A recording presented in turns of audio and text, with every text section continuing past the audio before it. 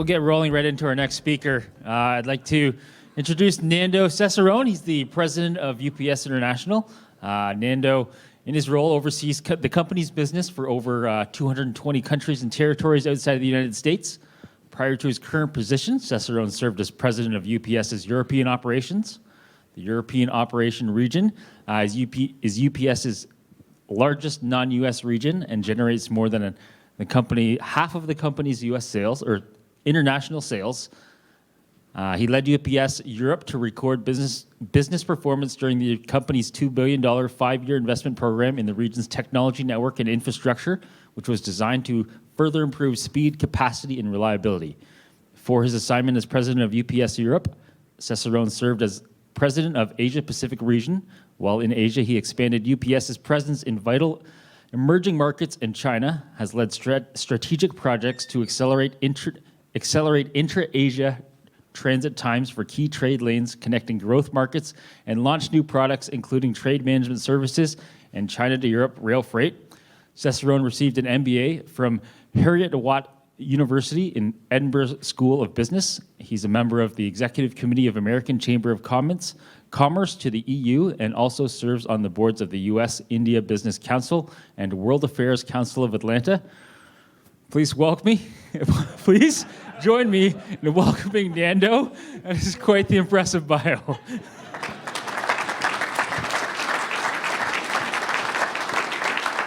Thanks, man. Yeah, 5 minutes left after that, right? Hey, I'm a podium guy, and this is probably the most substantial podium I've ever seen or been behind. So I'm going to just use it to talk a little bit about leadership around the world. And, we take for granted that things that happen here in Canada or in the U.S. or in Western countries work and are advisable to use some of those leadership skills around the world. And that's just not the case. There's a different way to manage in different places, and there's different specific leadership skills and abilities that are required for someone to be successful. So I'll touch a little bit about that. On the career thing, I didn't do any of that. That's all the people around the world that were inspired to do great work and grow our company around the world. So get into a little bit about that as we move forward. So real quick, there's a video I'm going to show you, and then we'll continue from there. Thanks.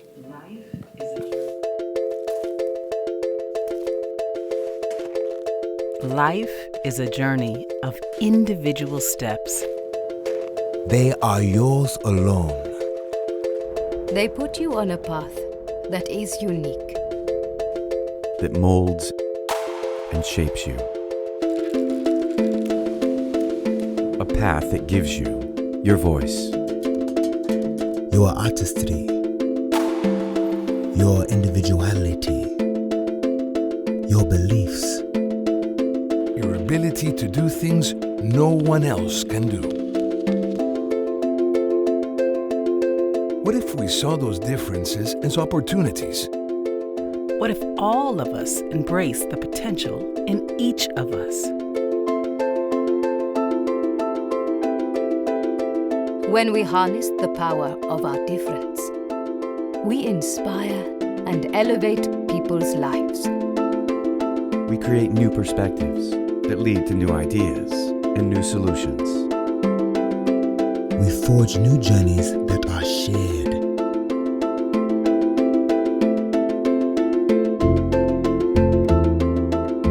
Imagine how far we can go when we take that first step together.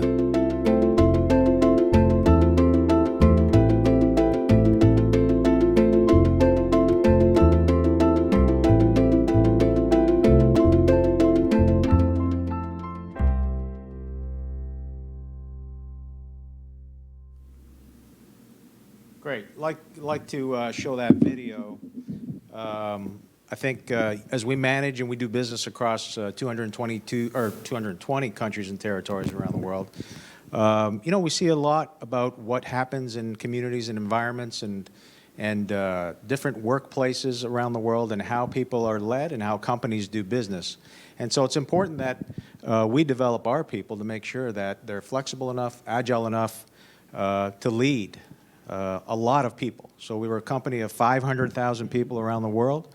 That requires a lot of good leadership, and it's a network of people. So while we have planes, trucks, and conveyor belts on end and technology, really what brings it all together is the people that run our networks and provide the leadership to the people actually doing the work. So a couple things. One, I want to ask you, how many of you have a business card on you right now? Everybody, right? And I got told by a manager, so I've been with the company 30 years now, a long, long time ago, probably 25 years ago, 5 years into my career, and said, the moment you start acting like the title on your business card is the moment you probably should just pack up and go. You know, that the fact is that's just a business card with a title and doesn't instantly make you a leader. But from time to time, you see that in the workplace. So just because you have it doesn't mean you are officially a leader. And of course, when we look back at those job titles and the careers of those people, there's a few that just didn't have what it took, right? To inspire passion, to get results, to make sure that people were being treated as if they were one and were able to fit within a company and provide the leadership that's desired by a lot of our folks out there. So, thousands of books and articles have been written on the subject of leadership, but there's a few requirements that I think are necessary, and I'm going to try to share that with you today, and it's just my opinion, right? Because I haven't written any leadership books. I just go with what I know and what I've learned over my experience, and that's what I'm going to try to share. And I appreciate the fact that I was invited here. One, I am Canadian, so I also, for every reason and every excuse to come back to Canada, I take advantage of it. My family's still here, and my two sons are going to the University of Toronto downtown. So it's nice to visit them from time to time, and been out of the country for 17 years. So you probably should hold this in the summer, though. I would just make a recommendation. You'll probably get a bigger turnout and be a little bit more exciting for you. But certainly, the challenge we have today at any company, of course, is choosing a leader, right? Someone that can lead a group of people towards a common purpose. And boy, if you make that mistake, if you choose and make the wrong decision and you put that leader with the wrong traits in a position that has material impact to your company, you're asking for material problems. And from time to time, those things occur. So how do we get it right? Whether we're choosing the next leader, or if it's a goal of all of you to be a leader, what is the secret sauce really we're looking for? And you know, when I think about 30 years, and I lead a team of about 160 UPSers around the world, we're a company of 500,000. It's a network of thousands of leaders. In fact, we've got 35,000 management people that we expect to lead our employees. They're expected to create an environment that allows our employees to excel, to want to move forward with the company, and provide for their families like everybody else in the world. And when I started as a part-time employee a long time ago in Toronto, we didn't really act like that. It felt like you know, I was working for the military. In fact, we used to refer to ourselves as the Brown Army. I know that sounds kind of goofy, but that's what we used to do. It was very hierarchical. It was, everything we did was military precision, and every minute, every second counted in terms of what we tracked. I'll give you a couple of examples. So I did work as a part-timer while going to school. Also worked as a driver for UPS, my best job ever. And I would do it again, actually, because I enjoyed it. Being out in front of customers and being outdoors was really fun. But for a driver at that time, you needed to know 340 things to deliver one package. And I would often feel like, why do I need to know 340 things to deliver one package? And fact is, They're methods that allow us to be efficient, and when you're dealing with 500,000 people, every minute counts for a company like ours. And we also want to make sure we're providing consistent quality to customers around the world that you would get here, but also in other countries around the world. So little things like your package car keys or your truck keys, we call them package cars, either on your index finger or in your pinky finger. So you don't have to fumble around in your pocket looking for them. That was one of the methods, one of the 340. Some of the other things were the depth of your shirt pocket, because you didn't want our drivers digging too deep in their pockets for pens and materials that they may need for customers. So those are a couple of examples, but everything was really fine-tuned with our company. And it really came down to business minutes and of course, seconds count. We also had this saying here, which was often kind of the battle cry for UPS, right? It was, in God we trust, everything else we measure. And we measured everything. So, you know, if I go back in time, if we were to try to bring that back, because we have evolved over the years, I think we'd have a tough time encouraging people to join our company. A real rigid culture to today, which is a real culture of contribution and inclusiveness that allows people to excel at their positions and really work towards a meaningful future, but also a meaningful mission for our customers, for those that don't want to take on additional responsibility or become, you know, a leader of groups of people. So that's how it worked. It worked very well for us. So we've been in business over 113 years, still going strong, and we continue to expand throughout the world. So, and that took, I guess, about over a century when we had kids really delivering messages on bicycles to now where we've got the 8th largest airline in the world. We've got about 130,000 pieces of equipment, so trucks, trailers, you know, you name it, we've got it. It's a very capital-intensive business, and you know, we just got to make sure that we're managing appropriately. But when we look at that, and we look at the entire supply chain and what we're trying to do for customers, again, it comes down to people and how we cinch up a supply chain for customers. It's not about the equipment. Those are enablers. But if our people aren't skilled, if they're not led, if they're not given the tools to do their job, then we have a serious problem on our hands as well. So I think just to give you kind of some scope and scale on UPS, for those of you that don't know it, and believe it or not, in the US, when I say I work for UPS, people usually know, right? If you meet somebody at a restaurant or somewhere in the neighborhood, they know. In the 220 countries and territories, they don't always know. Sometimes you get, oh, UBS, the bank, or you'll get some other names of companies. They don't quite get it. So I wanted to just make sure that I introduce UPS, although we've been in Canada for over 40 years, but you may not know that all the work that goes on in the background. So during the recent holiday, which for us is our Super Bowl, or Stanley Cup, as I like to call it, in Atlanta, in 17 days, we delivered approximately 34 million packages a day, probably 32 from Best Buy, so that went very well for us. We appreciate the business. Thank you. And of course, you know, if you think about it on scale, you know, that's a package to every single individual in the UK, Toronto, New York, Paris, let's see here, and Tokyo in a 24-hour period. And that's what we do in those 17 days. And then the rest of the years, we give our drivers a bit of a break. So it's about 19 million a day. And when we look at it, we try to measure it in terms of GDP. So Sean actually read that somewhere. In any one of our trucks, our facilities, our airplanes each day, we've got about 3% of the global GDP in the hands of UPS employees. So we take our jobs pretty seriously.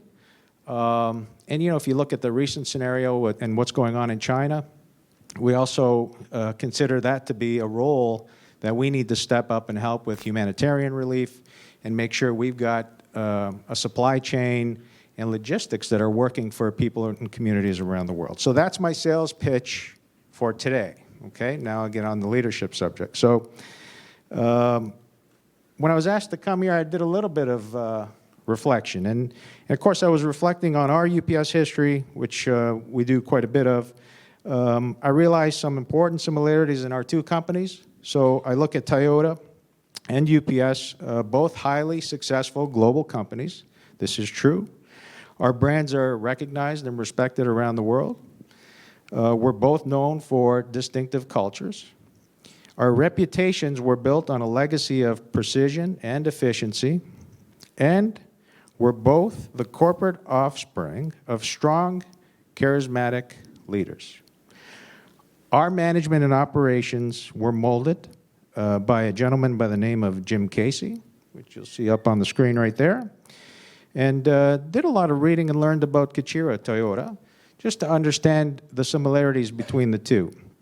And of course, what I understand the pillar of Toyota management style, Mr. Toyota's philosophy of continuous improvement, known as Kaizen, runs through our DNA as well. Other than Jim Casey's term, which was a little bit different, called for continuous improvement. And we call it, and it still exists today from our original founder, constructive dissatisfaction. So we want to be better than we were the previous day. Sometimes a poor leader may change that term a little bit, and it becomes destructive dissatisfaction. And that's not what we want to become, and that's not the purpose or the principle that our founder had put forward for a company to follow. In fact, that's not even close. So, but again, it comes down to leadership and how we actually lead people. There's two ways to go. There's the wrong way, I think, and then there's the absolute right way. And I'm sure we'll talk a little bit about it in the Q&A. So I don't believe I have the wisdom of our founder. I don't believe I have the full wisdom of Kichiro Toyota, but I've got three things I want to share with you. And I'll give you a couple of examples around the world, and then I'll tie them up in a summary. So first, I think we're all very different, and we're very much the same. So if you look around the room, we live and work with people from different cultures. We speak different languages. We come from different places, different religions. But we're all trying to do the same thing. You know, we all want to provide for our families. We all come to work to do a good job. I don't think there's anybody that comes to work to do a poor job or a poor quality job. And so I'm convinced that we're more alike than different in most important aspects in our lives. And on a personal level, I think that holds true around the world for everybody and anybody. So something to remember as you're managing throughout the world, that is the goal of a human being. You know, that is something that a human being wants to contribute, be a part of something meaningful, and provide for their families and provide stability. And sometimes we get that wrong, right? We think employees are coming in to do work that is poor quality on purpose or somehow do something that hurts the company. And I think when that approach is taken, or somebody's at least thinking that way, that's not going to end up well. So, and then I think as a company, we also do a lot of things the same way.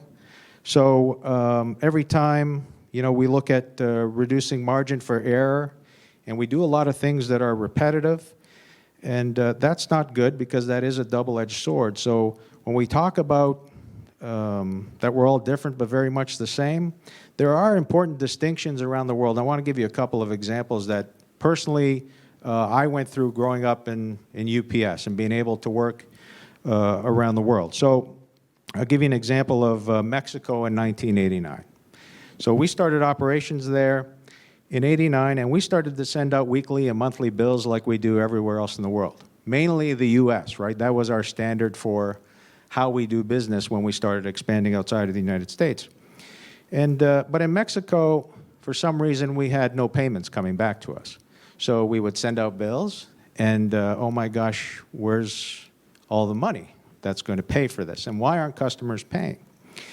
And so what we discovered was that in Mexico, there's a certain way to collect bills, right? You have to hire a comprador.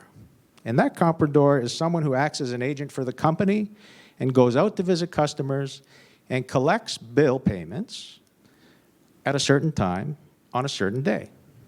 So once we took care of that and understood what happens locally, because one of the leadership traits that I think everybody needs to have as they move around the world is that agility to adapt. And that's something that certainly we learned in that lesson. I'll give you another one. In West Germany, which was our first domestic operation. And you know, my favorite color is brown. Our favorite color is brown. But at that time, brown was the color of Nazi stormtroopers. So when a UPS driver showed up at your door, that kind of concerned people in 1975. You know, nobody wanted to see that, and it brought back some horrible memories. And that's because we went in thinking that everything is the same and nothing is different. And a failure to listen to local leadership about what's right and what's wrong. We adjusted, of course, and then years later, they do wear brown. So if you're ever in Germany, you'll see you know, a driver with a brown uniform, and you'll see the brown trucks. And then this one is the best one. So I began managing in Asia, and I sat at the top of the conference room table, so at the head like we do in anywhere else in the world, and I was told to move to the middle of the table. And that's just how it's done, right? So I didn't know that, kind of felt silly, but within the meeting, started talking about a subject where we needed to come to a decision. And the folks in the room didn't really, you know, they were looking at me to make the decision. I didn't know that, of course. I'm looking at them to discuss and have some dialogue and come up with some consensus. But somehow, after 10, 15 minutes, they're looking at me, I'm looking at them, and nobody's really making a decision, so it was pretty awkward. And I come to learn that, you know, that's something that we had to work on in terms of leadership and make sure our people were comfortable at communicating and giving opinions and ultimately making a decision and not looking to, you know, the official leader of the organization to actually make that decision. So eventually, though, after all of these examples, we learned that thinking global was fine, but acting local and leading local is what would make us successful. Second thing I want to share is the mission of business now transcends business. And what does that exactly mean? So for centuries, capitalism reigned supreme, right? Economists argued that the sole purpose of business was to generate and maximize profit for shareholders only. The prevailing belief was that any distraction from generating profits would hurt the company and make it less competitive. And we've come a long way from that spectrum.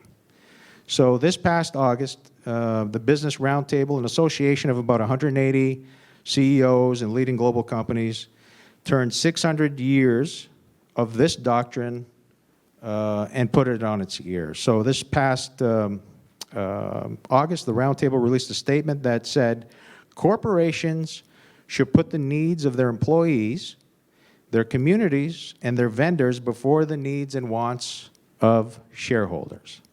And you kind of see that now with some companies and the way they're managing. But you also see the ones that manage quarter by quarter by quarter. And all the emphasis is on that profit and attaining that earnings per share. And sometimes we make bad decisions for our people as we're managing through those quarters. And that's something that I'm proud to say our CEO committed to, you know, signing on to that statement and making sure that we're investing more in our employees, providing training, education, people development, and more marketable skills, excuse me. So, and I think the other one thing that we're very proud of is our investment in training and development of people. So we invest $1 billion annually in education and training programs for our employees. And we believe we get the return on that better than any other investment throughout the company. So that $1 billion is well spent on our folks. So will we see a change in all the other businesses that signed on? Hopefully so. I think there is some merit towards how and what we do to develop our people and the skills of our employees, and ultimately that's going to help our companies provide more meaningful returns in the end, which is something our founder used to believe in. You take care of your people, take care of your customers, and the profits will take care of themselves. And sometimes companies get lost along the way in trying to stay to that those words. I think what's important here is that, it doesn't matter, if leaders perform anymore. It's really how about the ability to perform or how they go about leading. Not necessarily the result. I think character, values, and priorities matter, and anybody can lead to a short-term result.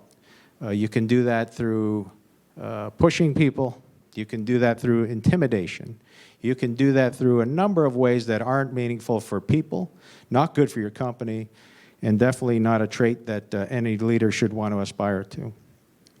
So just talk about the third finding here. So this is pretty interesting for me because I started at a company with command and control, and we've given way to diversity and inclusion. And for a 112-year-old company, that's hard to do, but we're well on our path to do it. And we see it in our business results. In fact, our last 3 years have been our best results ever. And prior to that, there was some flat results in terms of performance, in terms of growth, revenue, and profit. But we feel like we've captured what it means, or the essence of what it means to actually give way to diversity and inclusion. And we still have leaders that persist in driving people, towards ever levels of productivity. But we also see the birth of a new generation of leader that is much different. And these leaders are paying close attention to new generation of employees that want better balance. They want to be challenged professionally, and they want to be able to get satisfaction from their daily routines and their daily jobs. They also want transparency, and they want to be more involved in the decision-making process. So if I give you the example about Asia, that's exactly what we try to inspire in our management teams and our groups day in and day out. I can tell you that, when I look at our legacy and our founder, all we're doing is going back to the founder's, principles. And somewhere as a company, we lost our way a little bit. And this founder is exactly the example that allows us to continue our company into the future. And today, if you look at how we rethink leadership styles and tactics, diversity and inclusion for us is a competitive advantage. That's what we're trying to build at our organization. And that means dynamics from individuals from different backgrounds, different perspectives, so diversity of thought is essential to the growth of our business. In fact, commitment to diversity and inclusion is not something that we hold separate from other business practices now. It's front and central to what we do as a company each day. So, for example, someone who grew up in a developing country, which we have quite a few individuals that work for us, where medical supplies weren't medically available, understands now that our programs at delivering medical supplies in Africa through drones, with life-saving vaccines, medical supplies, that's important. That's not something we may have never have thought of doing in the past, but we want to understand that we're listening to those ideas in different markets around the world, helping our company move forward. A person who's lived in Europe or been to Europe or Asia, where the streets are narrow and traffic congestion is a daily occurrence, understands how electric-powered tricycles are a smarter solution than our traditional package cars. 20 years ago, 30 years ago, we would have showed up with a big old truck, right? And now we've got cities where we have a smart logistics network where people are delivering with bicycles, smaller vehicles, or city hubs that we place in cities, and they're delivering on foot, which is, I think, not something we would have considered in the past if not for the ideas that come from different folks and different backgrounds and different places around the world. So each of these perspectives, of course, is what's helping us with the communities we serve. And also, I think it's safe to say that our industry is probably not the most attractive industry. You know, people don't wake up and say, I want to go work for UPS and deliver packages or you know, work at an airport or on an airline. There are some really nice jobs, don't get me wrong, but today, a lot of employees want to go work for the Googles of the world and Amazons of the world and some other, you know, companies that are considered to be tech companies. So for us, it's important that all the things that we're instilling here are really supported and allow for people that want to come work for a company like UPS. And I would argue that we are probably one of the most exciting companies around the world based on where we are today. We are also transforming and disrupting our entire network to serve our customers better. But, you know, with inclusion also comes this disbelief. You know, people don't like the change and maybe don't believe some of the things that I'm talking about today. So in some ways, people will look at that in the workplace as just checking a box.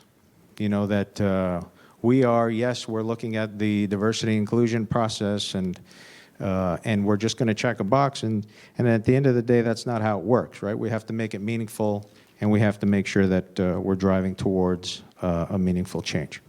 So I'm running out of time, but I'm going to close real quick with this. I don't know if you've ever seen this, but this is a study we stay close to, which is conducted by Edelman. Last year, it says, you know, 75% of employees surveyed said they now trust their employer to do the right thing. That's a huge responsibility, where in the past that certainly wasn't the case. Employees are ready, as they say, ready and willing to trust their employers, but the trust must be earned through more than business as usual. Huge responsibility, requires an openness to everything I just talked about and how we manage our people and how we manage our company. So I'm going to leave you with 3 simple things. And these are things I've learned over 30 years working in many countries and living in different countries around the world. 1, we should create environments where we value consistency of purpose, practice, but where we're also flexible enough to adjust to differences in local cultures. So I think you got a sense of that, hopefully. 2, we should be businesses where we recognize a responsibility not only to our shareholders, but also to our employees and our communities. By the way, the shareholders don't go away, right? Every quarter they want their pound of flesh, so you just have to find a way to manage that. But clearly, without employees that are motivated and want to do well for themselves and the mission at your company, that's not going to work. And finally, you know, we should be businesses where diversity and inclusion really weave a patchwork throughout the company, experiences, ideas that contribute to the overall success of the organization.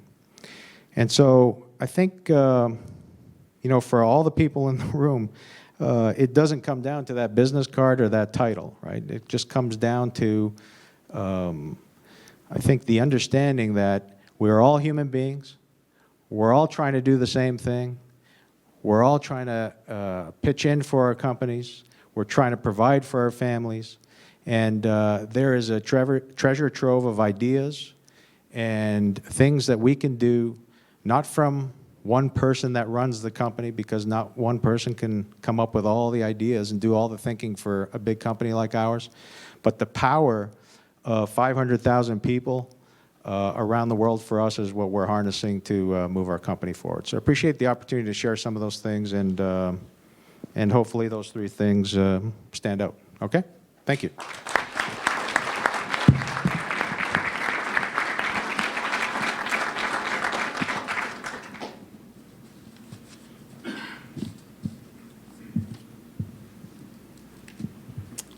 Okay, I'd like to bring up our executive sponsor here, Rick, and they're going to do a quick little Q&A. All right.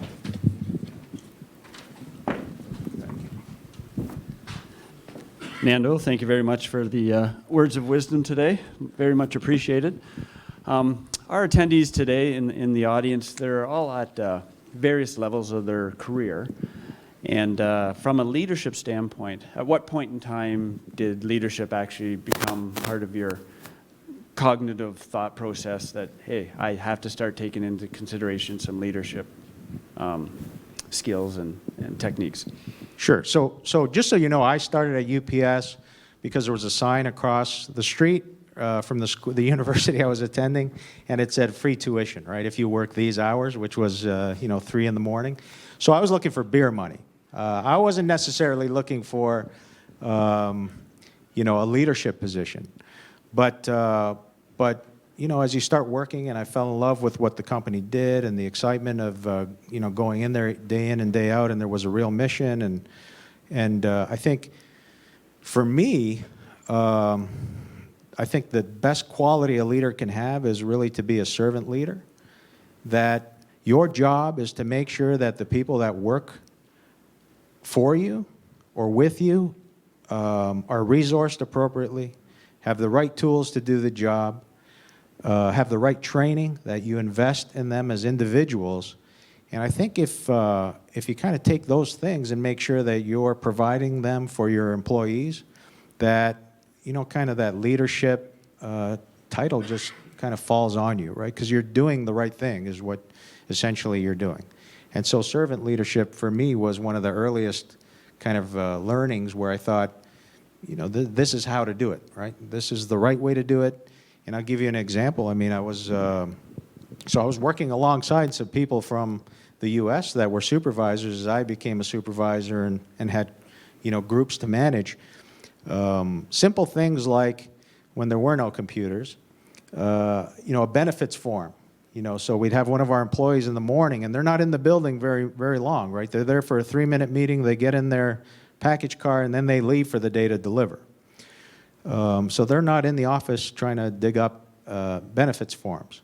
But simple things like that, which are very important to the employees, and some other managers never really clued in. And when these drivers, after working 8, 9, 10 hours, come off the road, and that document's not there for them, so they can submit, expenses for medication or whatever it might be, that's disappointing to an employee. I made sure those little things were taken care of. As it might be small to me as an individual, it's just a document, but to that person it could mean big things, right? So those little things and how you serve employees are very important. Now, as you were mentioning, you have over 500,000 employees worldwide. From a leadership skill standpoint, do you find education as the primary focus that you use to educate, to transfer skills, or do you find experience, people acquire those leadership skills? What do you, in your personal experience, what have you seen as kind of the primary driver for leadership skills? Sure. So first, we can train technical skills, and we do, right? So anything that an employee needs to do their job, easy to train their technical skills. On the leadership side, of course, we do have opportunities to train our people on what leadership means and define it. But I think the best way to do it is really demonstrate it. And when you demonstrate it, that just comes to life on its own. So it's contagious. Good leadership, positive leadership, servant leadership is contagious. You'll see it in employees. I can tell when I walk into a facility that is being led the right way, and I can tell the difference when I walk into a facility that's led the wrong way. And I think that once there's no magic formula to that, right? We can train all those things, but it's really up to the leader themselves to take it upon themselves to really drive home those qualities and make sure that they're giving that group of employees everything they possibly need to be successful. Now, I'll take that one step further. Being a multinational global company as UPS is, how do you get through, or how do you understand what leadership skills are required in the different cultures and the different areas that UPS has established business? So for me, you learn as you go, all right? So I learned as I went, and you have to be agile enough to adapt and make sure that you are understanding exactly what the group is looking for from a good leader, and what is a good leader, and how do you define one.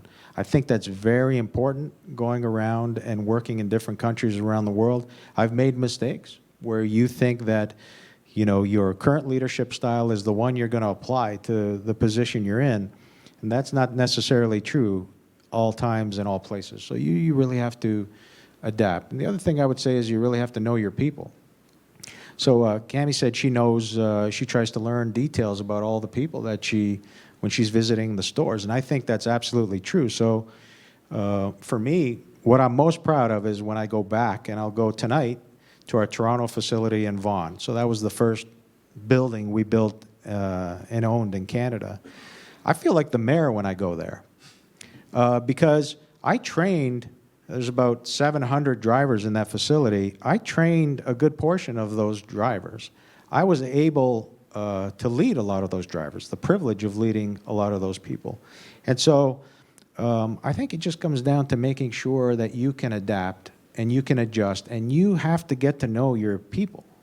Like, you really have to know something about everyone. And I'll walk through that building, probably not today because I've been out of Canada for 17 years, know everybody's name, but I'll know all the people that were there when I was there. I remember their names, and I'll remember how many kids they have.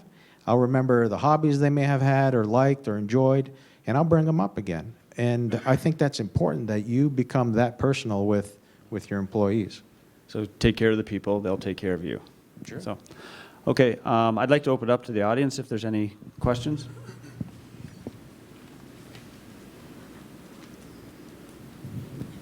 Cammie needs to come back up here because she got a lot of questions. She said she was going to ask a question if nobody asked a question. And now, Cammie, do you have a question? Yes, Cammie. I was going to put her on the spot. What percentage, doesn't have to be accurate, what percentage of your leadership come up internally as opposed to be recruited externally? And then do you have a point of view on which is better and how you can continue to disrupt? That's a great question. So we have promotion from within policy, and we've always had that. But last few years, we've been making sure that we're also bringing in leadership from the outside, so to speak. Because when we just grow up within the UPS network, we kind of get stuck to the same thinking, same type of leadership qualities that we may think are right, but we can do things that are much different. And so we've been inviting talent from other companies to come in. So we're keeping a very good balance of that, so we don't miss out on that diversity of thought and skill out there and different leadership qualities around the world. It would be unheard of for us to hire an executive committee executive to UPS from the outside. We have 3 out of the 10 that are there now that I serve on. That would not be the case many years ago. So we're definitely taking advantage of that.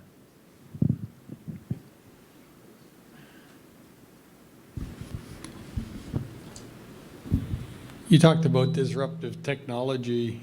How nervous are the drivers that they're going to be replaced with autonomous driving? And what do you do as a leader to look to the future, but also you have many employees that you train that may not have a job?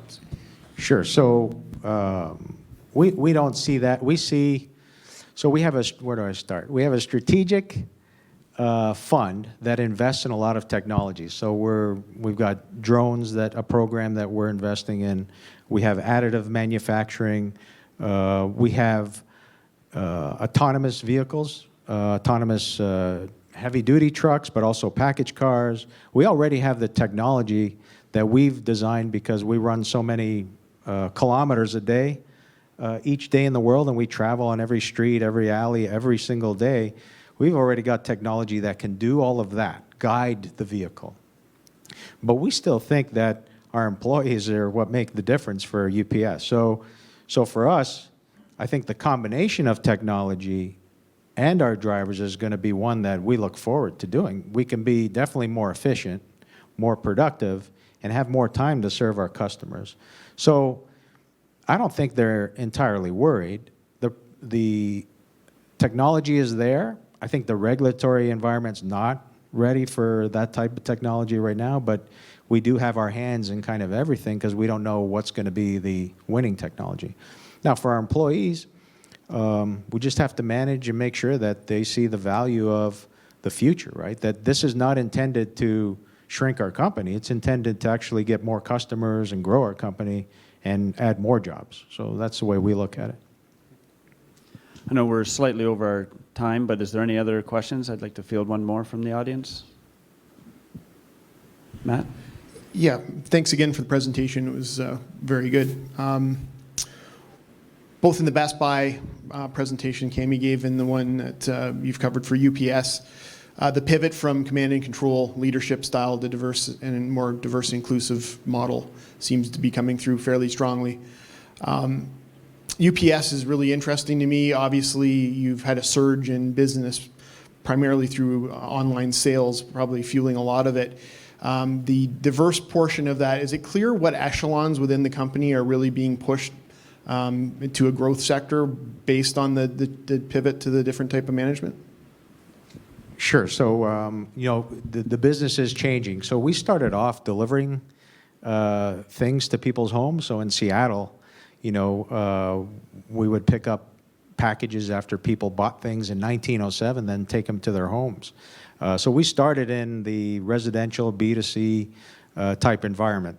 Then over time that shifted to, of course, retail malls, and people love going to shopping malls and shopping. And now it's coming back to people just want to order something and have it delivered to their home. So great opportunity. And we make sure that first we're updating the skill set so we can deal with it, which I think we have a pretty good formula right now. So we're about 50-50. We used to be 20-80, and what I mean by that is we used to deliver to only 20% of households every day. That was the post office. And we would deliver to 80% of business. Now we're 50-50, and we're doing it productively, and we're using technology to help it, and that's where that different skill set comes in also, but a different type of leader too. So, those command and control KPIs in the past don't necessarily work with the new business. And so you need a more entrepreneurial mindset to make sure that customer is first. The customer absolutely comes into the minds of all our leadership first before we start talking about profits, and I think that's what's changed for us. And I'm not saying that customer was never first. What I'm saying is it's that customers have so much choice now and so much convenience that the expectation is pretty high for delivery of service. Thanks. Well, that wraps up Nando for today. I'd like to say thank you very much for joining us here at TMMC. I know your schedule is extremely busy, but thank you for joining us. Can I just say one more thing? Absolutely. I just want to say this is a credit to your company.